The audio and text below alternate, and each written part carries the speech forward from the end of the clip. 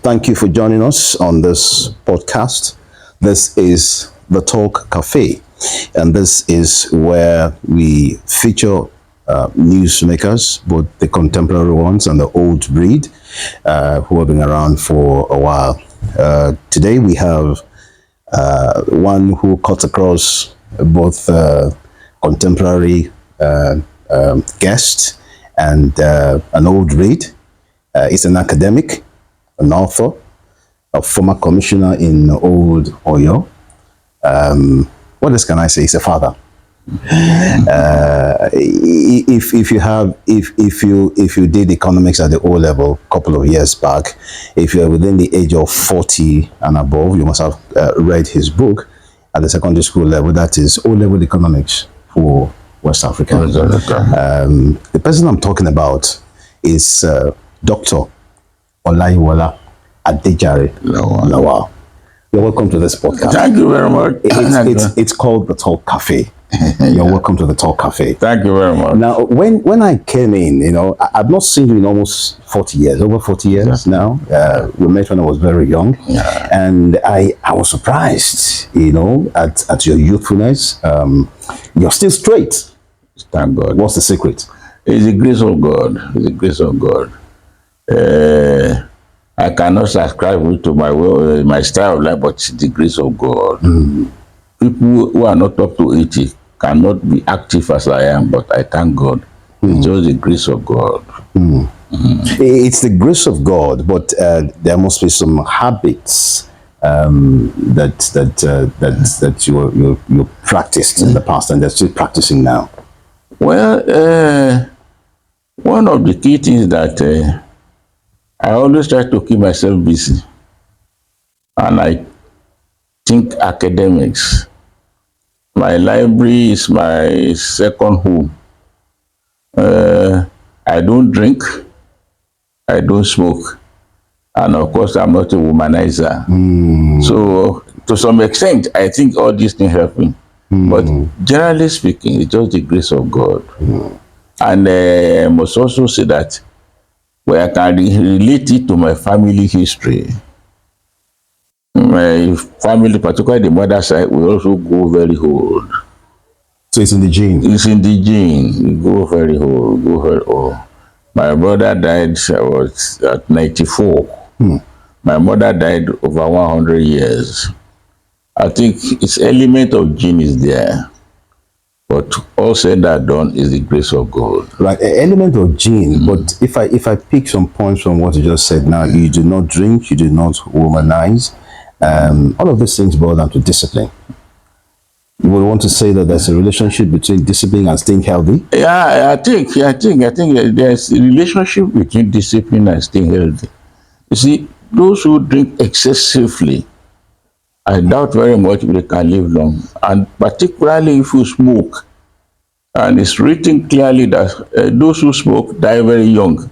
It may not be true in all cases, but generally speaking, smoking is not good for health. Yeah. Now, you also mentioned the fact that you kept yourself busy with academic stuffs, reading, writing, and all of those. You want to also share with us how that relates to staying youthful, even at old age?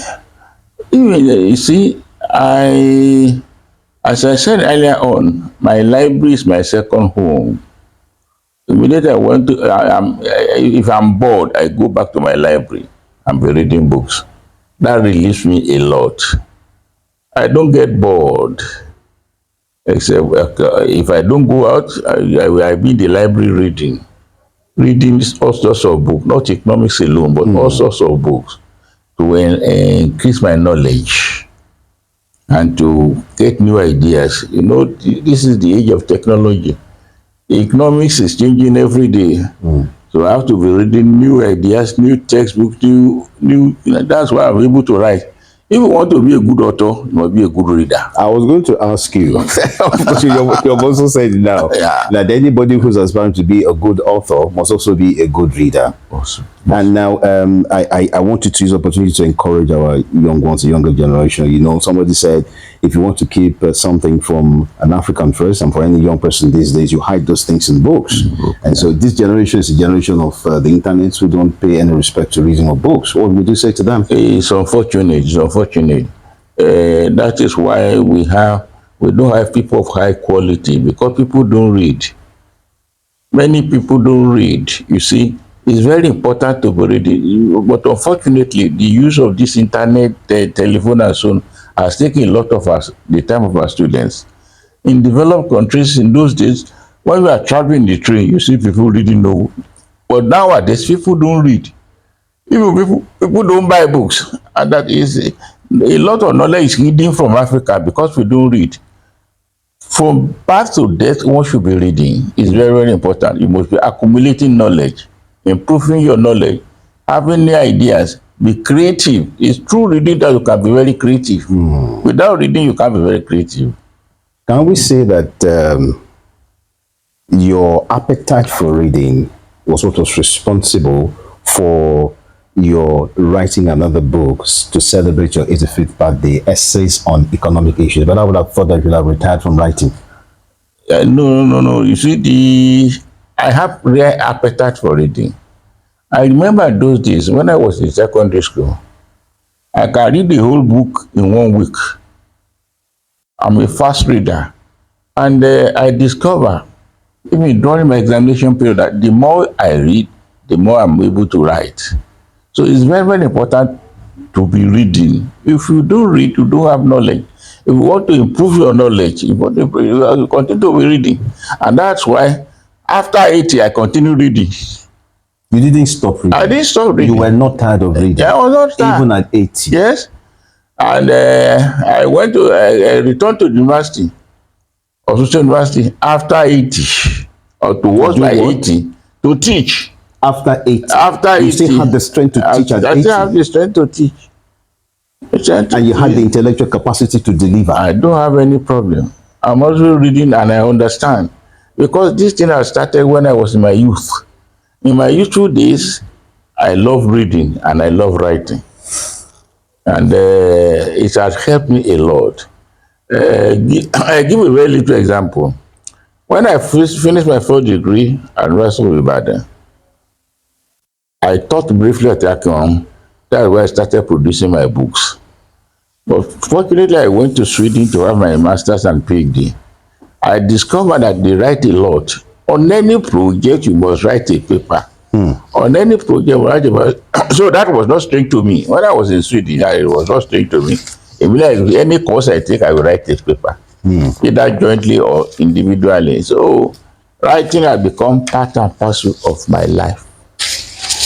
So why did you choose to go to Osun State University at 80?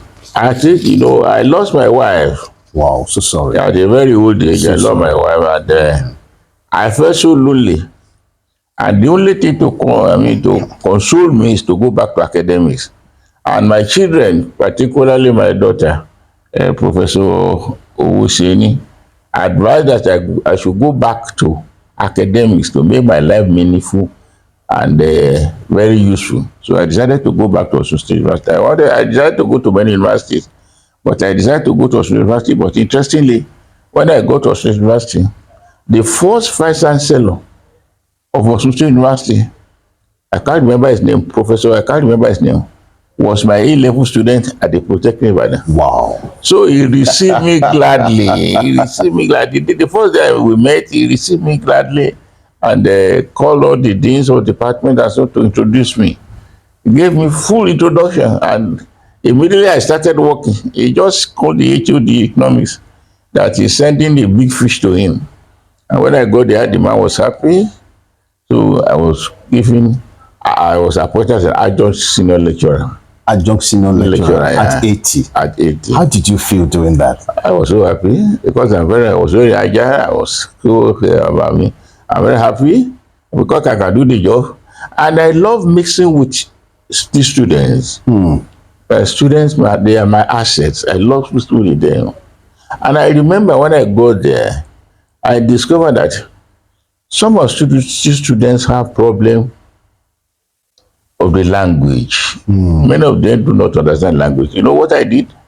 I bought novels, about 30 or 50 novels, and we distribute among the students to continue. So when you were at Osun State When I University? was at Osun State University, Wow. I bought novels of that, and I'm very happy. Within 2 or 3 years, I discovered there are changes. They too developed in reading novels and so on. It helped them a lot. Because in social science, communication is very important.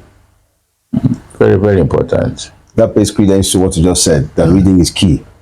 It's key to everything. If you're a reader, you'll be able to write well. If you're a reader, you'll be able to converse well. Of course. All right, and if you're not a lover of reader, the converse is the case. You find it difficult to express yourself either in written form or in oral form. If you do not read, the knowledge will be narrow. You have a narrow knowledge. You know, to have a very wider knowledge. To be creative, you have to be reading. You have to be getting ideas from Mr. A, Mr. B, and so on. I remember when I was in the Polytechnic, I usually tell my students, do not read Oilawa alone. Read other books. Because if you read Oilawa, you will think like Oilawa. So I advise them, read other authors, so that you can think like other authors and be able to create your own ideas. When you read from so many authors, you are able to create your own ideas. But if you read Oilawa alone, you'll be thinking like Oilawa. Let me quickly ask you this. When you wrote O-level economics for West Africa in those days, that was in 1969. Yeah. Did it ever occur to you that that book was going to be very popular? Well, it was indeed a very big surprise. The book came out of the lectures of myself, or the lectures I gave to the student. I was very close to the student, very, very close to them. And when I left university in 1967, went straight to Akron, teaching them, giving them help. Then I mixed with these students. And some of these students told me, particularly I remember his name, Mr. Teru. He told me, Oga, we don't understand this thing. We cram them. Say, why do we need to cram them? You don't need to cram them. It's because the names are foreign to us. If you are talking about coffee, you are talking about Yorkshire coffee. You are talking about New York Stock Exchange and so on, London Stock Exchange. I say, okay. Things they couldn't identify with. They could not identify with, so don't worry. I'm going to break this thing down for them. So I started breaking it down. When I want to talk about cold food, I will talk about Enugu cold food. Many students have heard of Enugu cold food, those who are in geography. So when I talk of market, I will talk of Tegucigalpa market. I talk of Onitsha market, Kano market, the stock exchange, Lagos Stock Exchange. Commercial banks, I will give Nigeria commercial banks and so on. So gradually they are able to understand. So I broke things into simple terms so that they can understand. They know what is a market. They have been going to market every day. They can give examples of different markets and so on. So I broke it down and makes it so simple. And then the second thing I did was that I studied the syllabus. When I want to write a book, I will sit down and write a book in such a way that even if I'm not, I put myself in front of my students that I'm teaching them, that even if I'm not around, they're able to read and understand. That's really what helped me. I just sit down and write so that even if I'm not around, they're able to understand me. And thank God, the first set of Akron Grammar School, that is 68 or something, we had 100% A. 100% A in economics, 100% in economics, about in government, about 50% got A. When I started teaching them, Because you wrote that book with the aim of the student understanding and knowing exactly what the examiner wants in the exam. I studied the syllabus very well, and it was like a joke. Sincerely speaking, it was like a joke. When I first published I wanted to publish my first book. It was published by Oneboye Book Industry. Oneboye, representative of Oneboye usually come to our school to advertise their books. I just gave a copy of that manuscript to give them to the Oga. I was not so serious with it. That was when you were at Akron. At Akron Grammar School. That was at 60. Your early days. My early days. That was at 60. I asked it to give it to their MD to see whether I can. You know what Oneboye did? Oneboye came down to Ekun to meet me when he read the manuscript. Wow. He said that I should do some few things, and then now And that's how the book was published. The book was published in 1969. The first copy came out in 1969, and thank God it made the market. So your aim was not to be popular. No, not to be popular. Your aim was for anyone who read to understand that is and pass the exams well. That's the order, for people to understand, read the book, understand, and pass the exam, and pass, you achieved that. Very well. You achieved that result. I achieve it. So when you set a goal, and the goal is a lofty goal, it definitely will yield results. Yeah, I achieve it. Money and fame should not be the first thing. It's not the first. I don't know that I can make money from books. You didn't know? I didn't know at all. I just want to help my students. Wow. But suddenly the book started selling in thousands. And thanks to God, the book, I must confess, it makes me rich. Wow. Yeah. So you're rich now. As a result of the book. As a result of the book, I made money. Like, how much did you make? I made a lot of money. Wow. I made a lot of money. To make life comfortable for you. Yeah. Then after the O level economics, O level government, then when I go to Sweden, I wrote the A level economics. And the A level economics was also so popular that the one correspondent college in London, Success, or I don't know what they call it, it was a correspondent college. He took that book as the main textbook for West Africa. By A level. It was taken as main textbook for West Africa. It's a Sunset Correspondent College in London. So the book was so popular. Then, well, I was so used to it, I started writing other books, say Essential of O level, Essential of Economics, question and answer, and so on. So that success also led to other successes. It led to other successes as well. So one success is enough to give back to other successes. Exactly. And interestingly, when I was in Sweden, when you write your PhD, you have to publish it. So it was not difficult for me. I published my PhD thesis, and it was printed by university. It was sponsored and printed by university in Sweden. So it was not difficult for me because I'm used to writing. It helped a lot. But the objective should not be money. The problem we have in this country today is that people want to make money without work. That's the problem we have. But the objective should be, you have an objective to achieve something, to help others, to impact positively on others. All right. We'll take a short break. We'll be right back.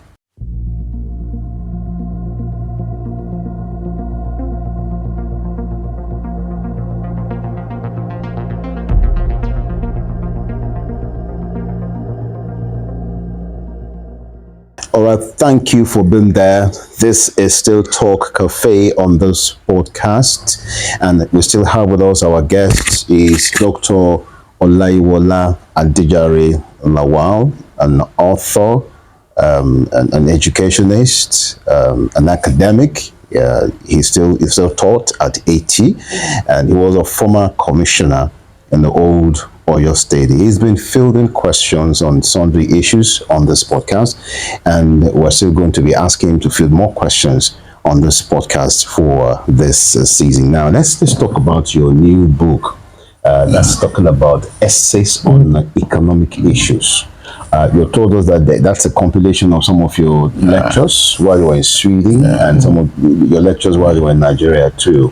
And that's a compilation of serious knowledge that one would think that our government would make use of to manage our economy well. Essays, how useful is this book? Essays in economics, essays on economic issues is a compilation of all my lectures, starting with my seminars when I was at the postgraduate school, University of Lund, Sweden. Some of these seminar papers, there were 3 of them. Then there are other lectures that are given in various fora. For instance, there was one, economic development with internal resources. That how can we develop our economy with internal resources is a comparative analysis. I give ideas through which we can develop our own economy. And I give examples, I give a comparison. I take the economy of China, the economy of Russia, and the economy of Cuba, and the economy of Tanzania, that's the developing country. That we can develop. You cannot expect foreigners to develop the economy for you. You have to develop your economy with your internal resources. And as a result of that, you need massive support of the people. And then you need what we call good governance. Governance is very, very important in all we do. It's the government that encourage people to participate in the economic process. Without good governance, very little will be What are the achieved. things that constitute good governance? Good governance involves a lot of transparency, honesty, and dedication. You see, transparency is very important. If you look at transparency in government, it's almost nil. The essence of going to politics is to amass wealth. That is unfortunate. If you talk in terms of government, there are two types. There are two elements involved in government: the ruler and the ruled. You have to motivate the ruled to participate in the economic development. At the same time, the ruler must show transparency, honesty, and dedication to develop the country. But unfortunately, today, governance, we have not achieved very much in governance. I'd like to pick you up on one aspect of what you just said now. I see, and looking at the examples I was seeing around, that the government don't really show interest in participating in economic issues, or contributing to economic issues, or participating actively in economic issues or economic discourse. How can we Because the government, that those are they are not motivated enough. They are not motivated enough. For instance, type of industrial setup and so on, we have to motivate small scale industries, medium scale industries. The government must provide a conducive environment for investment. People go into business in order to maximize profit, in order to make profit. You don't go into business as a Father Christmas. So government must create, for instance, you cannot have a very good industrial development without a regular supply of power. In a situation where the power is not regular, it's epileptic and so on, you cannot achieve very much in industrial development. That is one. So good governance involved, we must improve our power supply. But up to today, we are still in election campaign, government will still continue to promise you supply of good power, good electricity and so on, which we ought to have done that many years ago. That is one of the big problems. The infrastructures are not there. In some places, individual we have to provide infrastructure. You have to provide water for yourself. You have to provide electricity. That does not encourage people to participate in economic development. So we have a long way to go. The idea, we have to reorientate our people. We have to reorientate our politicians that the idea of going to government is not to make money. Today, people go to one of the lucrative jobs in Nigeria today is being in government. Even in government, you become rich and so on, but that is a wrong idea. You go to government to serve the people, to serve the country, to develop the country. But today, politicians go into politics to develop themselves. That is quite unfortunate. Under that situation, I doubt very much if much can be developed, if the economy can be developed. Okay, let's still talking about development, and let's focus now on economic development. I've found that ever since I was young and listening to news about the economy of the nation, that there's a recurrent decimal in solving our economic problem. That's the devaluing of our currency. Must it remain like that? Must we devalue our currency for our economy to be stable? It's unfortunate. You know, when the subsidy was removed, people agree that we have to remove subsidy if we do not want the economy to collapse. But the mistake government made was to tamper with the foreign exchange. We must be able to manage our currency. The margin of foreign, the parallel market and the official market is a wrong something on the part of the government. The naira have been devalued as a result of this floating the naira. When you float the naira, you allow the The exchange rate to be determined by the supply and demand. In most developed countries, you don't allow supply and demand to manage to determine the rate of your something. One is suggesting that we should manage our currency and should have a called managed currency. In such a situation where you can create two limits, the upper limit and the lower limit. Take for instance, the upper limit for naira may be 1,200 and the lower limit will be 800. So we allow the naira to float between 800 and 1,200. But to just allow the naira to float on its own, we will not achieve much. That is why we are going to 1,500, 1,700 before it's coming down. We have to manage our currency. But the problem with the government we have is that we love IMF and the World Bank. We follow the policies of IMF and the World Bank. IMF and the World Bank are not our friends. I've written about what Why is that so? They are not our friends. They are not our friends. Why did you come to that Because conclusion? the policies they give us will not develop our economy. The policies they ask us to embark upon will not develop our economy. They want us to become tied to their economy. Take for instance the structural adjustment program. In those days they say the naira is overvalued. The naira is overvalued. Therefore, we must introduce structural adjustment program. We were to devalue the naira by 60%, but we devalue the naira by more than 1,000%. Wow. That's where the problem started. And today again, the IMF said we have to float our naira. You don't float the naira. If you float the naira, you create depreciation. You devalue the naira.